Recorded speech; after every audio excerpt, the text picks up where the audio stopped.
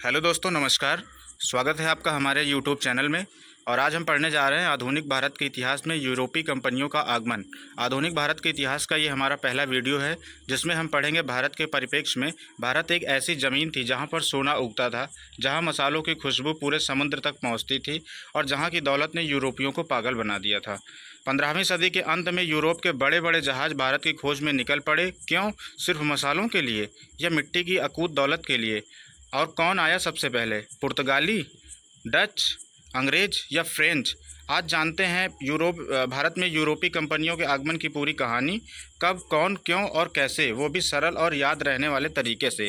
तो चलिए स्टार्ट करते हैं बिना देरी किए हुए। और शुरुआत करने से पहले एक छोटी सी रिक्वेस्ट है, यदि आप हमारे चैनल पर अभी नए आए हैं तो हमारे चैनल को आप सब्सक्राइब कीजिए, वीडियो को लाइक कीजिए और अपने दोस्तों को ज़्यादा से ज़्यादा शेयर कीजिए, ताकि जो है उनके भी रिवीजन को मजबूती मिल सके। चलिए बिना देरी किए हुए शुरुआत करते हैं आधुनिक भारत के इतिहास में यूरोपीय कंपनियों का आगमन का ये पहला वीडियो। इसके बाद हम ले आएंगे इसी से संबंधित MCQ। चलिए शुरुआत करते हैं। आइए दोस्तों, शुरुआत करते हैं यूरोपीय कंपनियों का आगमन और उनका श्रेणी क्रम और इनके डिटेल के बारे में भी देखते हैं। तो चलिए शुरुआत करते हैं। प्राचीन काल से ही विदेशी व्यापार के लिए भारत आ रहे थे। यूरोपीय कंपनियों का भारत में आगमन व्यापार हेतु हुआ।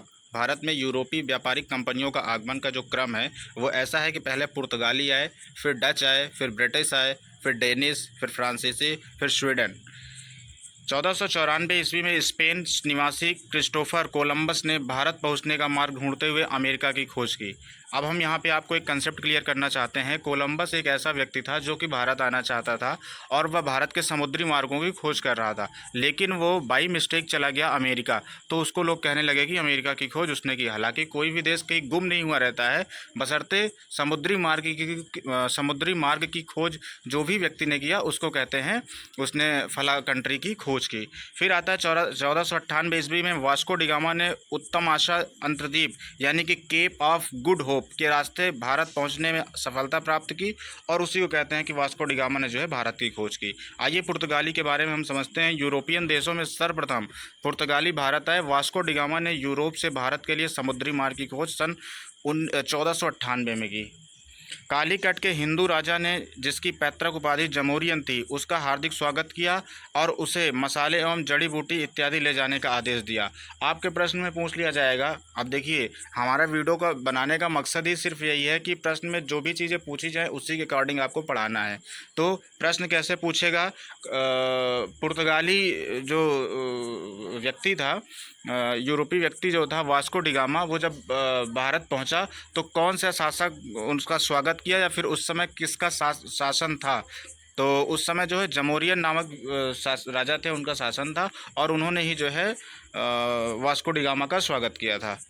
फिर आते हैं पेड्रो अल्वारेज कैब्राल 1500 ईस्वी में। हालांकि हम थोड़ा सा वास्को डिगामा के बारे में आपको बताते हैं। 1498 में जब वास्को डिगामा भारत आते हैं, कालीकट बंदरगाह पर पहुंचते हैं, तो उनका जो है जमोरियन नामक शासक के द्वारा स्वागत किया जाता है और उनको वापस जब वो लौटते हैं तो बहुत सारे मसाले वगैरह ये सब चीज़ें उनको दे दी जाती हैं और वो जाते हैं यहाँ, वो सोना वगैरह इनको देते हैं राजा को, उसके बदले में मसाले वगैरह इनको दिया जाता है। और जब वो जा कर के अपने होम कंट्री पहुँचते हैं, वहाँ पर जब उसको वो बेचते हैं तो लगभग उसको जितने का इन्होंने यहाँ पर ख़रीदा उससे 60 गुना अधिक मुनाफा कमाया उन्होंने, है ना। तो वहाँ पर लोगों को लगा कि अब हमें भारत जाना चाहिए और भारत से ही जो है मसाले और भी जो कच्चे प्रोडक्ट हैं उनको ला करके यहाँ पे बेचना है यूरोप में। उसके बाद फिर क्रम शुरू होता है, धीरे धीरे कंपनियाँ आती हैं। हालांकि अभी हम पुर्तगीज़ के भी बारे में, ऐसे कई सारे शासक के बारे में पढ़ेंगे जो वास्को डिगामा के बाद आए। तो 1498 में वास्को डिगामा आए। उसके बाद 1500 में पेड्रो अल्वारेज कैब्राल, जो कि भारत पहुँचने वाला दूसरा पुर्तगाली था। 1502 में वास्को डिगामा पुनः भारत आता है और 1503 में पुर्तगालियों ने कोचीन में अपनी पहली तथा 1505 में कन्नूर में दूसरी फैक्ट्री स्थापित की। प्रश्न पूछ लिया जाता है कि पुर्तगालियों ने सबसे पहले किस जगह अपनी पहली फैक्ट्री स्थापित की? तो कोचीन में उसने जो है पहली फैक्ट्री 1503 में और 1505 से कन्नूर में दूसरी फैक्ट्री जो है इन्होंने स्थापित किया। कौन? पुर्तगीज़ ने, है ना। तो इसी तरीके से प्रश्न आएगा, तो इसको आप जो है नोट डाउन कर लीजिएगा। अब हम बात करते हैं फ्रांसिस्को डी अल्मीडा। इसका टाइम पीरियड है 1505 से 1509 ईस्वी। वर्ष 1505 में फ्रांसिस्को डी अल्मीडा को प्रथम पुर्तगाली वायसराय बनाकर भारत भेजा गया। अल्मीडा का मूल उद्देश्य शांतिपूर्वक व्यापार करना था। उसकी यह नीति ब्लू वाटर पॉलिसी अथवा शांत जल की नीति के नाम से भी जानी जाती है। ब्लू वाटर पॉलिसी कौन चलाया था? तो वो जो है फ्रांसिस्को डी अल्मीडा शासक ने जो है ब्लू वाटर पॉलिसी चलाई थी। फिर आते हैं अल्फांसो डी अल्बुकर्क। ये भारत में पुर्तगीज़ शक्ति का वास्तविक संस्थापक इनको माना जाता है। अल्मीडा के पश्चात अल्बुकर्क गवर्नर बना। उसने कोचीन को पुर्तगालियों का मुख्यालय बनाया और 1510 में अल्बुकर्क ने, अब आएगा बीजापुर के शासक के बारे में बताया जाएगा। हाँ, ये बीजापुर के शासक यूसुफ आदिल शाह सुल्तान से गोवा जीत लिया। अब ये यहाँ पर युद्ध वगैरह भी करने लगे। हालांकि अभी हम आगे पढ़ेंगे, पुर्तगालियों का यहाँ पे नामो निशान मिटा दिया जाता है अंग्रेज़ों के द्वारा, अभी हम आगे देखेंगे। अल्बुकर्क ने विजयनगर के शासक कृष्णदेव राय को भटकल में एक किला बनाने का आदेश प्राप्त कर लिया। मतलब जो कृष्णदेव राय थे उनसे जो है भटकल में एक किला बनाने का आदेश जो है पुर्तगालियों ने प्राप्त किया था। अल्बुकर्क ने 1511 में दक्षिण पूर्वी एशिया की महत्वपूर्ण मंडी मलक्का पर नियंत्रित स्थापित कर लिया। फारस की खाड़ी में स्थित होमुर्ज पर अपना अधिकार 1515 में स्थापित किया। 1515 में प्रथम चर्च का निर्माण गोवा में किया गया, जिसका नाम सेंट जेवियर चर्च रखा गया। पुर्तगालियों द्वारा पहला चर्च कब बनाया गया और कहाँ बनाया गया? तो पहला चर्च 1515 में बनाया गया। कहाँ बनाया गया? गोवा में। उसका नाम रखा गया सेंट जेवियर चर्च। अल्बुकर्क ने अपने क्षेत्र में सती प्रथा को निषिद्ध कर दिया। 1515 ईस्वी में उसकी मृत्यु के पश्चात पुर्तगाली भारत की सबसे प्रबल जनशक्ति बन चुके थे। तो पुर्तगीज़ के बारे में हमने देखा ये कि इन्होंने जो है एक जो ब्लू वाटर पॉलिसी चलाई थी। एक्चुअली ब्लू वाटर पॉलिसी में क्या था कि अरब वगैरह लोगों का उधर आधिपत्य बहुत ज़्यादा था, तो इनके आने जाने में या फिर माल को ट्रांसपोर्ट करने में जो है समस्या उत्पन्न करते थे। तो इन्होंने जो है एक नीति बनाई और उस नीति के तहत इन्होंने काम किया। और फिर जल शक्ति में जो है ये मतलब इनके पास जो नौसेना थी वो बहुत ही प्रबल थी पुर्तगीज़ के पास। अब हम देखते हैं पुर्तगीज़ के अगले शासक नूनो डी कोन्हा की। ये 1529 से 1538 ईस्वी तक इसका टाइम पीरियड रहता है। इसने 1530 में सरकारी कार्यालय को कोचीन से गोवा स्थानांतरित कर दिया। कोचीन वहीं जो पुर्तगीज़ ने सर्वप्रथम अपनी पहली फैक्ट्री 1503 में स्थापित किया था। अब इसने जो है इसको ट्रांसफ़र करके गोवा स्थानांतरित कर दिया। इस प्रकार गोवा भारत में पुर्तगीज़ राज्य की औपचारिक राजधानी बन गई। कोन्हा ने 1534 में कृष्णा बेसिन पर और 1535 में दीव पर अधिकार कर लिया। पुर्तगालियों ने सामुद्रिक भारतीय साम्राज्य को एस्तादो द इंडिया नाम दिया। ठीक, ये हाईलाइटेड है, इसको आप नोट कीजिएगा। उन्होंने हिंद महासागर में होने वाले व्यापार को नियंत्रित करने और उस पर कर लगाने का भी प्रयास किया। पुर्तगालियों ने कार्टेज आर्मेडा काफिला व्यवस्था द्वारा एशियाई व्यापार पर गहरा प्रभाव डाला। पुर्तगीज़ अपने आप को सागर के स्वामी कहते थे तथा कार्टेज आर्मेडा व्यवस्था की उचित ठहराते थे। अब हम आपको बताते हैं ये कार्टेज आर्मेडा है क्या। देखिए, कार्टेज आर्मेडा वह है जो हिंद महासागर से जब ये लोग अपने सामान को ले जाते थे तो वहाँ पर जो है चुंगी लिया जाता था अरबों के द्वारा चुंगी लिया जाता था। तो उस चुंगी को समाप्त कर अपना आधिपत्य स्थापित कर दिया और अपनी एक वहाँ पर सेना बना दी। उसी को कहते थे आर्म्ड काफिला सिस्टम, है ना, जिसको कहते हैं कार्टेज आर्मेडा। इस व्यवस्था के अंतर्गत कोई भी भारतीय या अरबी जहाज पुर्तगाली अधिकारियों के कार्टेज यानी परमिट के बिना अरब सागर में नहीं जा सकता था। बताया ना कि वहाँ पे अपने शासक स्थापित कर दिए और वहाँ पर जो है अपना ये शासन चलाने लगे। भाई इनका शासन रहेगा तभी ये वहाँ से चुंगी लेंगे। चुंगी इंदा मतलब कर लेंगे ये। फिर आता है 1560 ईस्वी में गोवा में ईसाई धर्म न्यायालय की स्थापना की और 1542 में पुर्तगाली गवर्नर मार्टिन डिसूजा के साथ प्रसिद्ध ईसाई संत जेवियर भारत आए। पुर्तगाली मध्य अमेरिका से तंबाकू, आलू और मक्का भारत लाए। अब हम बात इसमें करेंगे कि पुर्तगाली द्वारा भारत को क्या दिया गया है, उसके बारे में भी पढ़ेंगे, क्योंकि कभी कभी प्रश्न में पूछ लिया जाता है कि पुर्तगालियों ने भारत को क्या दिया। जैसे तंबाकू भी दिया था, आलू और मक्का ये तो विदेशी चीज़ें थी, लेकिन तंबाकू इनके द्वारा दिया गया था, ये अपने वहाँ से लेके आए थे यूरोप से। भारत में प्रिंटिंग प्रेस यानी छपाई का आरंभ पुर्तगालियों ने प्रारंभ किया। हाईलाइटेड है, नोट कर लीजिएगा। अनानास, पपीता, बादाम, काजू, मूंगफली, शकरकंद, लीची और संतरा पुर्तगालियों की देन है, जिसे उन्होंने अन्य देशों से प्राप्त किया था। तो पुर्तगालियों के बारे में हमने देखा कि पहले वास्को डिगामा आए, उसके बाद 1505 में उसके दूसरे शासक आते हैं, फिर फ्रांसिस्को डी अल्मेडा आते हैं, फिर नूनो डी कूना आते हैं। तो इसमें फ्रांसिस्को डी अल्मेडा जो हैं वो ब्लू वाटर पॉलिसी के लिए जाने जाते हैं, तो हमें फ्रांसिस्को डी अल्मेडा को ढंग से पढ़ना है और नूनो डी कूना को भी अच्छे से पढ़ना है। अब जो भी हो, इनके नाम बहुत अजीब हैं तो थोड़ा लेने में मुझको समस्या होती है। तो इसी तरीके से है वो, आप चीज़ें कन्फर्म देख लीजिएगा, है ना। अब हम डच के बारे में पढ़ेंगे। पुर्तगालियों के पश्चात डच भारत आए, जो नीदरलैंड के मूल निवासी थे।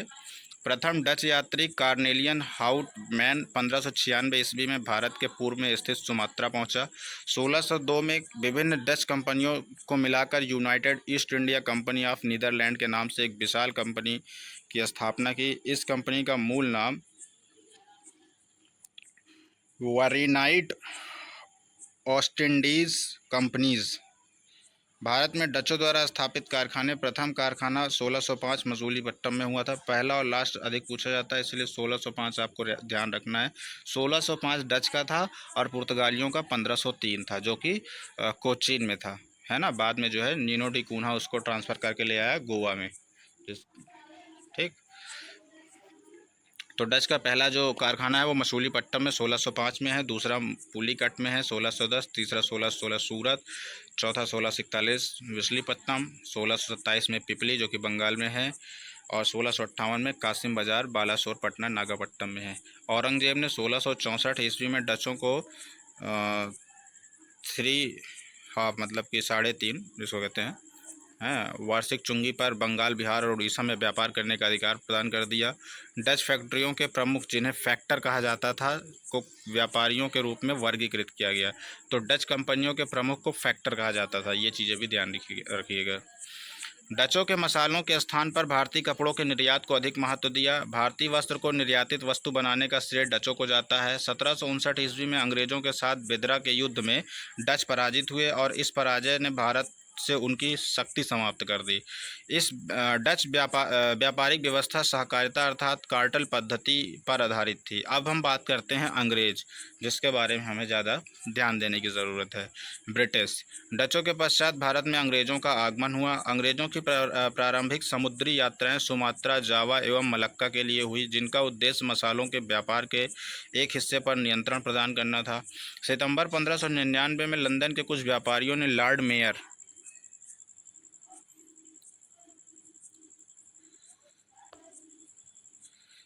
मेयर की अध्यक्षता में एक सभा का आयोजन किया और इन व्यापारियों ने पूर्व के देशों के साथ व्यापार करने के उद्देश्य से 1599 में एक कंपनी का गठन किया। इस कंपनी का नाम Governor and Company of Merchant of London Trading in to the East Indies रखा गया, जिसको हम लोग शॉर्ट फॉर्म में ईस्ट इंडिया कहते हैं।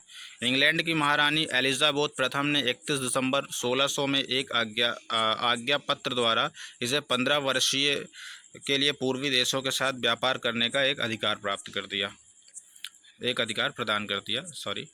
भारत में अंग्रेजों द्वारा व्यापारिक कोठियां स्थापित करने का प्रथम प्रयास 1608 ईस्वी में प्रारंभ हुआ। ये 15 वर्षों के लिए पहले तो इनको जो है एक अधिकार पत्र दिया गया कि आप जाइए, पूर्वी देशों के साथ आप 15 साल तक व्यापार करेंगे। ये हम यूरोप की बात कर रहे हैं, इंग्लैंड की, ठीक है, यूरोप की कंट्री है, इंग्लैंड की बात कर रहे हैं। एलिजाबेथ वहाँ की महारानी थी, उन्होंने जो है 15 वर्षों के लिए इनको एक अधिकार पत्र दिया ईस्ट इंडिया कंपनी को। फिर 15 वर्षों के बाद जो है एक रेगुलेटिंग एक्ट आता है 1773 का, और फिर उस 1773 के रेगुलेटिंग एक्ट में जिसको 10 साल के लिए और जो है बढ़ा दिया जाता है, ठीक। ऐसे कर करके बढ़ाते चले जाते हैं, फिर यहाँ पे अधिकार हो जाता है भारत में। आइए आगे देखते हैं। जॉन हॉकिंस प्रथम अंग्रेज था जिसने समुद्र के रास्ते भारत की भूमि पर कदम रखा। हॉकिंस जहांगीर के नाम ब्रिटिश सम्राट जेम्स प्रथम का पत्र लेकर मुगल बादशाह जहांगीर के दरबार में पहुंचा। हॉकिंस को तुर्की एवं फारसी भाषा का ज्ञान था। जहांगीर ने उसे 400 का मनसब प्रदान किया तथा इंग्लिश खान की उपाधि प्रदान की। 1611 ईस्वी में कैप्टन मिडिल्टन ने स्वाली में पुर्तगालियों के जहाजी बेड़ों को परास्त किया। 1613 ईस्वी में जहांगीर ने अंग्रेजों को सूरत में अस्थायी कारखाना स्थापित करने की अनुमति दे दी। इसके पहले 1611 में मसूलीपट्टनम में अंग्रेजों ने व्यापारिक कोठियां स्थापित की थी। 1615 में सर टॉमस रो जहांगीर के दरबार में आया। अब देखिए, सर टॉमस रो से ही कहानी शुरू होती है। फिर 1632 में गोलकुंडा के सुल्तान ने अंग्रेज़ों को एक सुनहरा फरमान दिया। इसके अनुसार 500 पगोडा वार्षिक कर देकर व्यापार करने की अनुमति प्रदान की। अंग्रेजों ने 1651 में हुगली में व्यापारिक कोठी स्थापित की और 1661 में इंग्लैंड के राजा चार्ल्स द्वितीय का विवाह पुर्तगीज़ की राजकुमारी कैथरीन थी इनके साथ किया गया और इस अवसर पर पुर्तगीज़ ने चार्ल्स को दहेज में बम्बई द्वीप दे दिया। अब आप समझिए कि बम्बई द्वीप है भारत का, पुर्तगाली यहाँ पे व्यापार करने आए हैं, शादी हो रही है इंग्लैंड के राजा चार्ल्स द्वितीय का, उनका शादी हो रहा है पुर्तगीज़ की राजकुमारी कैथरीन उनके साथ, और ये दहेज में दे रहे हैं भारत के ज़मीन के टुकड़े को, बम्बई द्वीप को। तो ये ऐसी स्थिति थी उस समय, आप देख लीजिए, है ना। अब उसी जो उसने जो दहेज में प्राप्त किया बम्बई द्वीप, उसको दे देगा किसी को रेंट पे, ये 432। आइए पढ़ते हैं आगे। बम्बई के गवर्नर गवर्नर गेराल्ड ओंगियर बम्बई का वास्तविक संस्थापक था। 1688 ईस्वी में स्थापित न्यू कंपनी 1698 में स्थापित जनरल सोसाइटी और English Company Trading in the East नामक कंपनी के 1708 में विलय हो गया। The United Company of Merchant of London Trading to the East Indies का जन्म हुआ और कंपनी का यह नाम 1833 ईस्वी तक रहा और 1833 के चार्टर एक्ट 1833 के बाद ये ख़त्म हो जाता है।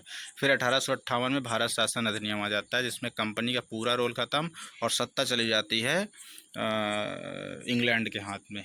फिर वहाँ से जो है रेगुलेट होता है पूरा भारत, जहाँ पे एक वायसराय और भारत सचिव 2 पद सृजित होते हैं। बहरहाल वो पार्ट है पॉलिटिकल साइंस का, हम उसमें भी देखेंगे, हमने आपको थोड़ा सा ऐसे लाइटली बता दिया। आइए इसको देखते हैं आगे। एक्ट द्वारा इसका नाम बदलकर ईस्ट इंडिया कंपनी कर दिया गया। बंगाल में प्रारंभिक राजनीतिक गतिविधियां, इसके बारे में देखते हैं हम कि बंगाल में सर्वप्रथम अंग्रेजों ने व्यापारिक छूट 1651 ईस्वी में उस समय प्राप्त हुई जब ग्रेवियन बाटन ने, जो बंगाल के सूबेदार शाह शुजा के साथ दरबारी चिकित्सक के रूप में रहता था, यह एक लाइसेंस अंग्रेजी कंपनी के लिए प्राप्त किया था। बादशाह औरंगजेब ने 1680 ईस्वी में एक फरमान जारी किया जिसमें यह आदेश दिया कि कोई चुंगी के लिए कंपनी के कर्मचारियों को तंग न करे और न उसके व्यापार में कोई बाधा उत्पन्न करे। जॉब चार्नक ने अगस्त 1690 में सूतानाती में एक अंग्रेजी कोठी स्थापित की और इस प्रकार ब्रिटिश भारत का भावी राजधानी कलकत्ता की नींव पड़ी। देश की बात करते हैं, पुर्तगाल कंपनी थी एस्तादो द इंडिया और स्थापना इसकी 1498 में होती है। फिर नीदरलैंड जिसके जो डच होते हैं, इसकी कंपनी थी वेरिंगिदो ओस्ट इंडिसे कंपनी जो कि 1602 में इसकी स्थापना हुई थी। ब्रिटेन जो कि ब्रिटिश ईस्ट इंडिया कंपनी 1600 ईस्वी में है। Denmark Dane East India Company जो कि 1616 में इसका इस्टेब्लिशमेंट डेट है। फ्रांस, फिर इसका कंपनी देश इंडेस ओरिएंटलेस जो कि 1664 जो है इसका इस्टेब्लिशमेंट डेट है। तो अंग्रेज़ों के बाद, ईस्ट इंडिया के बाद जो है हमने पढ़ा डेनिश।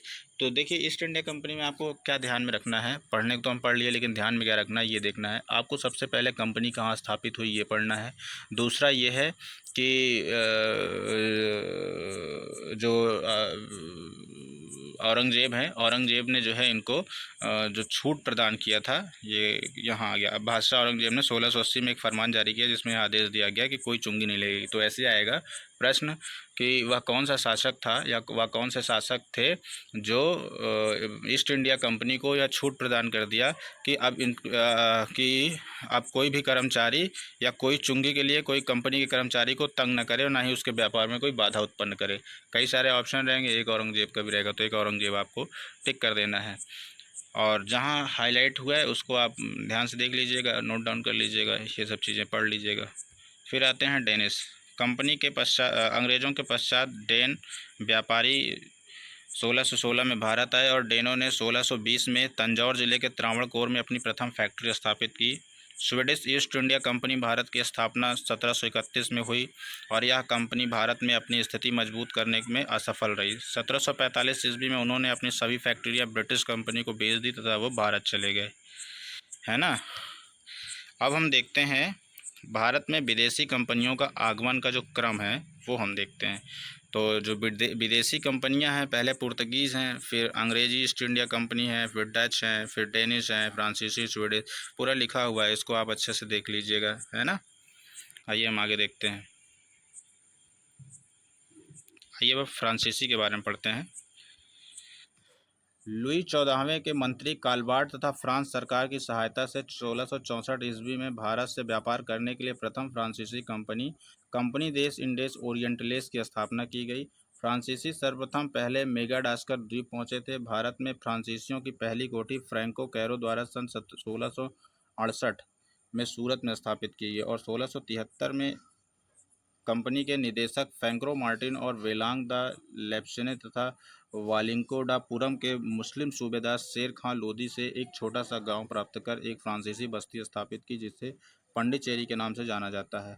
पंडिचेरी को 1701 ईस्वी में फ्रांसीसियों की सभी बस्तियों का मुख्यालय बनाया गया तथा फ्रांसीसी मार्टिन को भारत में फ्रांसीसी मामलों का महानिदेशक बनाया गया। फ्रांसीसी गवर्नर डुप्ले के समय फ्रांसीसी प्रभुत्व की स्थापना हुई। यूरोपीय व्यापारी कंपनी के संबंध में व्यक्ति। वास्को डी गामा भारत आने वाला पहला यूरोपीय यात्री है। पेड्रो अल्वारेज कैब्राल भारत आने वाला द्वितीय पुर्तगीज है ये। फ्रांसिस्को दी अल्मेडा जो कि भारत का प्रथम पुर्तगाली गवर्नर है। जॉन मिल्डहेन हॉल भारत का आने वाला प्रथम ब्रिटिश नागरिक है। कैप्टन हॉकिंस प्रथम अंग्रेज दूत जिसने जहांगीर से भेंट की। जेराल्ड एंगियार बम्बई का संस्थापक है ये। जॉब चार्नक कलकत्ता का संस्थापक है ये। चार्ल्स आयर फोर्ट विलियम जो कि कलकत्ता का ये संस्थापक है। फोर्ट विलियम अब जो कि विद्यालय में कन्वर्ट हो गया है। फ्रैंकोइस मार्टिन पांडिचेरी का प्रथम फ्रांसीसी गवर्नर है और फ्रांसीसी डे मद्रास का संस्थापक है। फादर मोन्सरेट अखबार के दरबार में पहुंचने वाले प्रथम यूरोपीय शिष्टमंडल के अध्यक्ष हैं। तो ये रहे जो है आपके यूरोपीय कंपनियों के क्रम में जितनी भी कंपनियां आई हैं उसका विस्तृत विवरण और उसमें से हमें क्या नोट डाउन करना है उसका पूरा डिटेल है वहाँ पे हाईलाइटेड कर दिया गया है, उसको आप नोट डाउन कर लीजिएगा। यदि आपको एक बार में ये ना समझ में आए तो आप हमारे वीडियो को 2 से 3 बार अवश्य देखें और मैं पूरे उम्मीद के साथ कह सकता हूँ कि आपको 100% जो है समझ में आएगा। और इस पूरे वीडियो का नोट्स हम अपने टेलीग्राम चैनल पर प्रोवाइड कर देंगे जहाँ पे आप जा कर के इस PDF को डाउनलोड कर सकते हैं और टेलीग्राम चैनल के डिस्क्रिप्शन हमारे यूट्यूब डिस्क्रिप्शन में इसका लिंक दिया गया है, वहाँ से आप जाके टेलीग्राम चैनल ज्वाइन कर सकते हैं और वीडियो को डाउनलोड कर सकते हैं, है ना। तो अब हम इसके MCQ को लेकर आएंगे और देखेंगे कि जो है कैसे प्रश्न पूछे जाते हैं यूरोपीय कंपनियों के आगमन से संबंधित। तो चलिए अब इसी के साथ हम अपनी वाणी को विराम देते हैं और मिलते हैं अगले वीडियो में। और वीडियो को ख़त्म करने से पहले एक छोटी सी रिक्वेस्ट है कि आप हमारे चैनल को यदि अभी तक सब्सक्राइब नहीं किए हैं तो सब्सक्राइब कर लीजिए और वीडियो को लाइक कीजिए तथा अपने फ्रेंड्स को ज़्यादा से ज़्यादा शेयर कीजिए। अब मिलते हैं हम अगले वीडियो में, तब तक के लिए आप पढ़ते रहिए, अपना ध्यान रखिए। जय हिंद।